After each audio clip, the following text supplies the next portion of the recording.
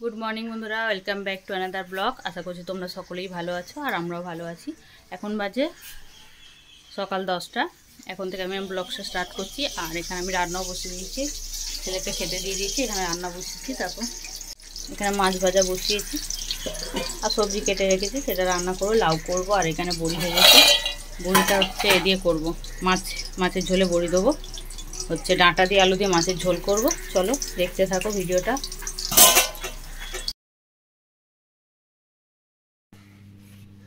এখানে মাছগুলো আমি সব ভেজে নিলাম, আরও কিছুটা আছে সেটাও ভেজে নেবো। ভেজে নেওয়ার পর তরকারিটা বসাবো। অবশ্যই তোমাদের ভিডিওটা ভালো লাগবে। যদি ভালো লাগে তবে ভিডিওটা অবশ্যই একটা লাইক দিও, শেয়ার করো। আর যারা এখনও সাবস্ক্রাইব করোনি, তোমাদের কাছে সবার কাছে অনুরোধ রইল অন্তত সাবস্ক্রাইব করো। আর চলো ভিডিওটা দেখতে থাকো। ওইদিকে তো ভাত তো বসিয়েছি, আজকাল একটু তাড়াতাড়ি রান্নাটা করে নিচ্ছি, কারণ যেহেতু গরম পড়ছে না, বেশি বেলায় রান্না করলে খুব গরম লাগছে। আর দেখো রোদ বাইরে মোটামুটি ভালোই রোদ উঠেছে, মাঝে মাঝে মেঘলা হয়ে যাচ্ছে, মাঝে মাঝে যখন রোদ্দুরটা উঠছে না খুব প্রচণ্ড পরিমাণে গরম লাগছে। আর এই তো হয়েই গেল, শীত চলে গেল, এবার গরমের সময় তো এসেই গেছে।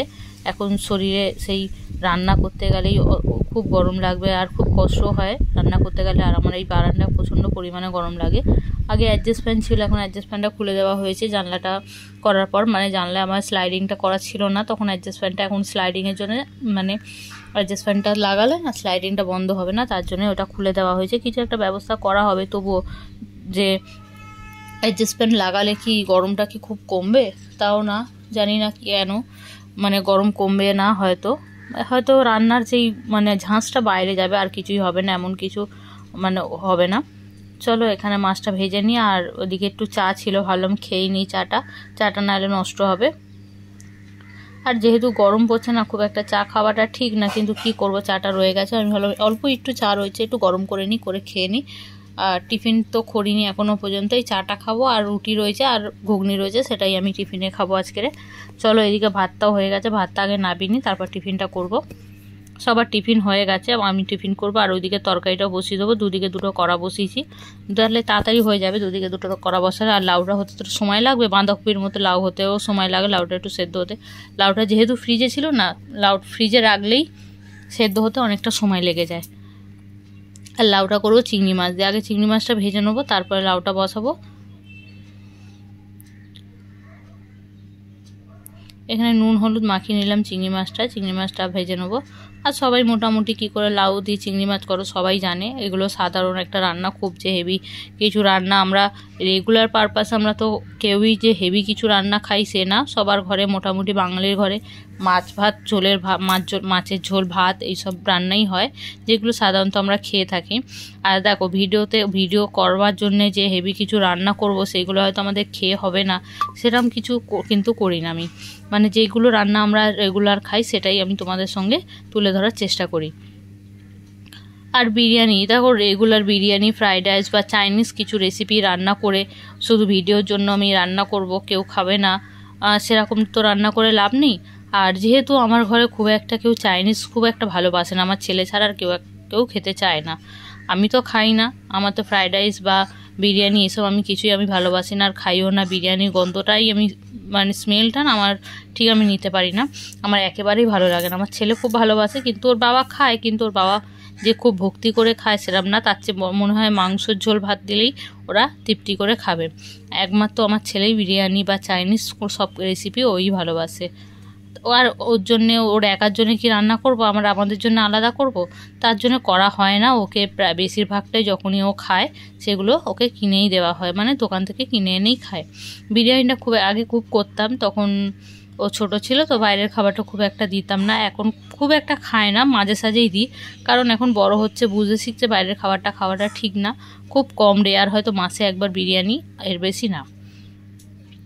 চলো এরা করতে করতে ওইদিকে আমার কিন্তু মাছগুলো সব ভাজাও হয়ে গেছে। এখানে আমি কড়াইয়ের মধ্যে দিয়ে 5 ফোড়ন দিয়ে আর দিয়ে দিয়েছি হচ্ছে আলুগুলো আগে ভেজে নেবো, মশলাটা ভেজে নিয়ে পরে কিন্তু আমি ওই ডাঁটাটা দেবো না, কারণ ডাঁটাটা ভাজলে কিন্তু কষ্ট হয়ে যাবে।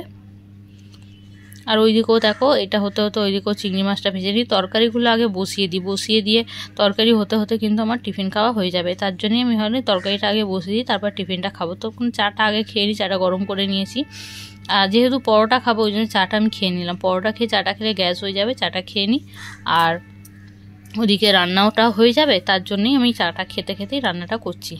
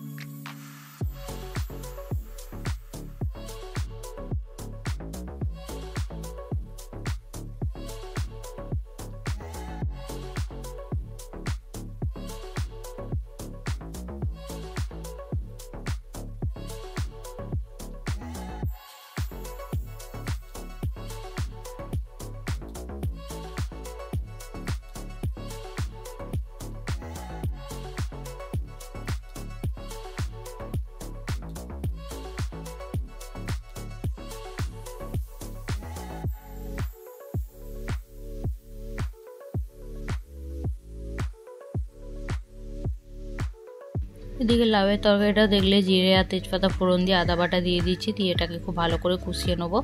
নেবার পর লাউটা দেবো। লাউটা কিন্তু আমি সেদ্ধ করিনি, লাউটা এখানে করার মধ্যেই সেদ্ধ করব, মানে মশলার সঙ্গে দিয়েই সেদ্ধ করব। ওইদিকে মাছের ঝোলটাও কষছি। মাছের ঝোলটার মধ্যে আলু দিয়ে, আলুর মধ্যে টমেটো আর মশলা দিয়েছি, আদা বাটা দিয়ে আর ভালো করে কষালাম। কষিয়ে ওর মধ্যে ডাঁটাগুলোও দিয়ে দিলাম, দিয়ে ভালো করে কষাবো। ডাঁটাটা আগে দিলে কিন্তু তরকারিটা কষা হয়ে যেত। আর গোটা গোটা কাঁচা লঙ্কাও দিয়েছি, ঢাকা চাপা দিয়ে একটু কষবো। আলুটাও সেদ্ধ হয়ে যাবে এদিকে, মানে অল্প জল দিলেও হয়ে যাবে। আর এদিকে আমার মশলাটাও মোটামুটি কষানো হয়ে গেছে লাউয়ের জন্যে। এবার লাউটা দিয়ে দেবো, আর একটুখানি কষিয়ে নিই, লাউটা দিয়ে দেবো। এই জন্য লাউটা দিয়ে দিলাম। লাউটা একদম সরু সরু করে কেটেছি, দেখো।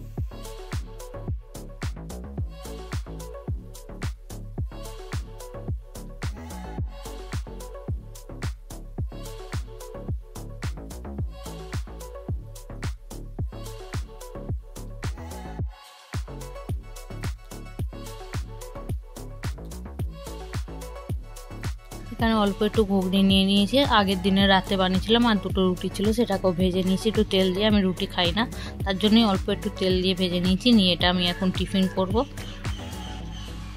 ঘুগনি দিয়ে পরোটা খেতে কিন্তু খুব ভালো লাগে, মুড়ি খেতে কিন্তু একেবারেই ভালো লাগে না।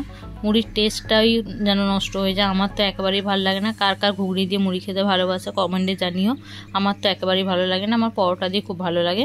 তার জন্য আমি দুটো রুটি ছিল, সেটাকে ভেজে নিয়েছি। চলো এদিকে খাওয়া কমপ্লিট করে নিই। আর তরকারিটা মোটামুটি হয়েই গেছে। তরকারিটা এবার মাছটা দেবো, দিলে তরকারিগুলো কমপ্লিট হয়ে যাবে। তরকারিগুলো করে নিয়ে তারপরে যাব গ্যাস ফ্যাস মুছে নিয়ে চান করব। আজকে ভিডিওটা আমি খুব বেশি বড় করিনি, আর খুব বেশি জিনিস শেয়ার করতে পারিনি, কারণ হচ্ছে সময়টা কম ছিল। তাড়াহুড়ো করে অনেকটা রান্না করেছি, আর বাড়তি অনেকগুলো কাজও ছিল, সেগুলোও করেছি। ওই জন্য আর বেশি কিছু শেয়ার করিনি। আর এদিকে লাউটাও দেখো হয়ে এসছে। লাউটা একটুখানি জল শুকনো হলে এর মধ্যে বড়িটা দেবো, দিয়ে একটু মানে বড়ি বলছি, মানে চিংড়ি মাছটা ধনেপাতাটা দিয়ে নাড়াচাড়া করে নামিয়ে নেবো। মানে একটু ভালো করে নাড়াচাড়া করলেই জলটা শুকনো হয়ে যাবে। একটুখানি জল আছে, ওটা একটু শুকনো করলে হয়ে যাবে।